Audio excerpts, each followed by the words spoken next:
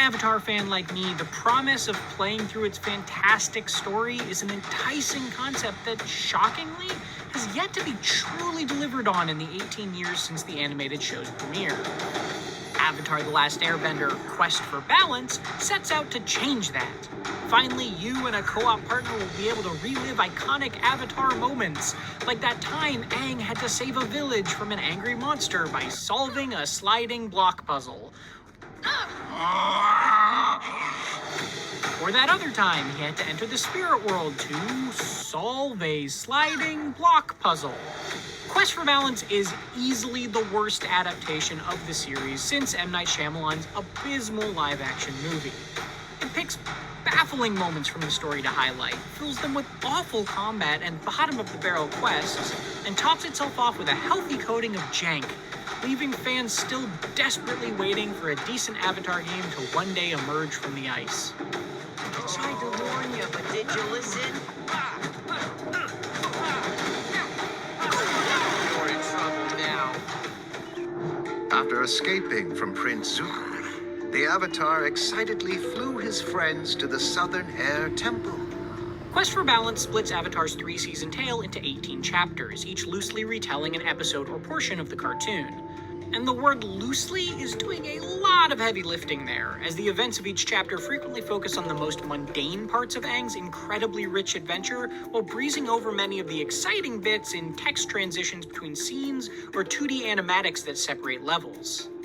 For example, the first level has Katara and Aang exploring the rather ugly wreckage of a Fire Nation ship where nothing of note happens, until a text box at the end of the stage explains that they set off a trap, saw the Fire Nation attacking Katara's home, and had to rush back by doing an incredibly bland Temple Run knockoff where you collect coins while sliding on an otter penguin. It's not a problem for an adaptation to make changes to its source material in order to better fit its new medium, but the scattershot way it's been done here leaves the story completely unintelligible for newcomers and totally unsatisfactory for longtime fans. Huge sections of the show are reduced to half-hearted, and then this happened, exposition sessions, while Quest for Balance asks you to complete exciting missions like delivering fruit tarts or punching faceless bandits for a meager reward instead. Some moments are even told incorrectly or out of order, and they're frequently warped into strangely anticlimactic versions of themselves. Almost identical fights against Prince Zuko are the boss encounters for 3 of the first 4 chapters, while that fight against the fierce panda spirit Heibai is literally a sliding block puzzle. Reusing the same mediocre activities is one of Quest for Balance's favorite tricks, with multiple Temple Run sections, none of them fun, lots of recycled enemies and fights, and such a large number of decent but thematically irrelevant block puzzles that it almost feels like this started as a completely different game that was then retrofit with an Avatar theme. I mean, a downright ludicrous amount of its puzzles are based around the idea that nobody, including the literal Avatar, can jump while holding a torch. To its credit, there is a respectable amount to do overall. It took me about 9 hours to complete all 18 chapters. You're allowed to revisit them with all your characters and upgrades for 100% completion after the fact, and there are even 19 bonus trials to complete on top of that. The trouble is that piling on more low-quality content doesn't improve a game that wasn't fun to begin with. This is getting serious.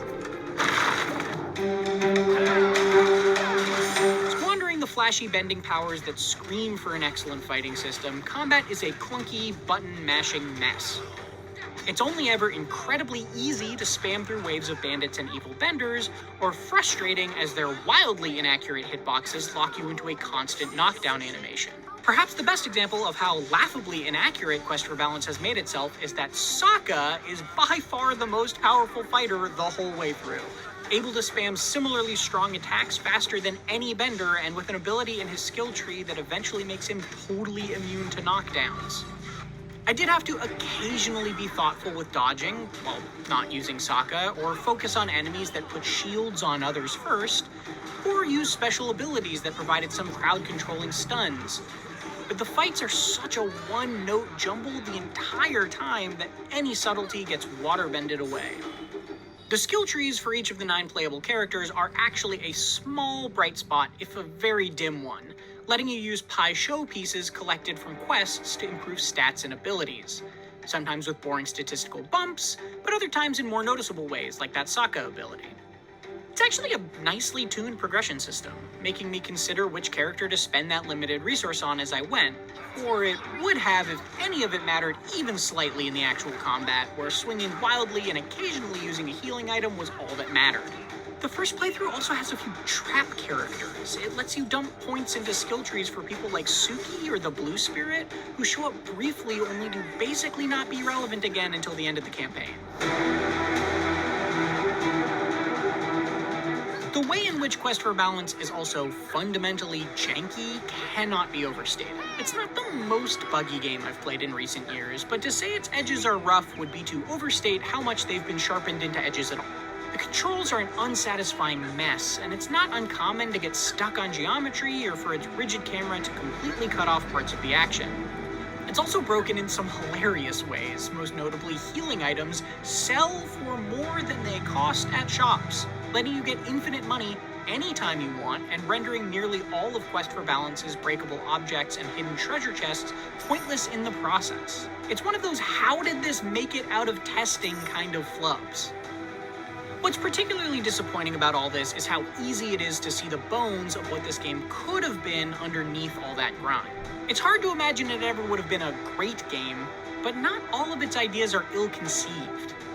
While the 3D animations are pretty much terrible throughout, the 2D animatic cutscenes are actually pretty cute. The whole thing is framed as a few members of the White Lotus recounting the Avatar's tales, chiming in to provide all those hastily glossed over details as they do, and while many of the voices seem to be sound-alikes, the handful of moments where conversations are voiced really aren't that bad.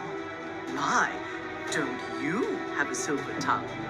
If that had been paired with a game where the side activities were actually entertaining instead of pointless fetch quests, where switching between your teammates provided interesting bending playstyles instead of different flavors of the same button mashing, and where this legendary story was retold in a way that respected the source material rather than using it to shoehorn in overused and only loosely related minigames, Quest for Balance might have actually fulfilled its promise. It's not unthinkable that with a bit more time, probably a lot more, the fun could have been found here.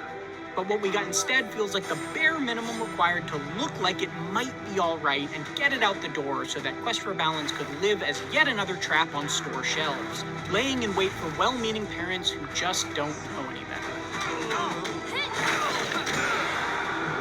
What took you so long? I have something very important to tell you.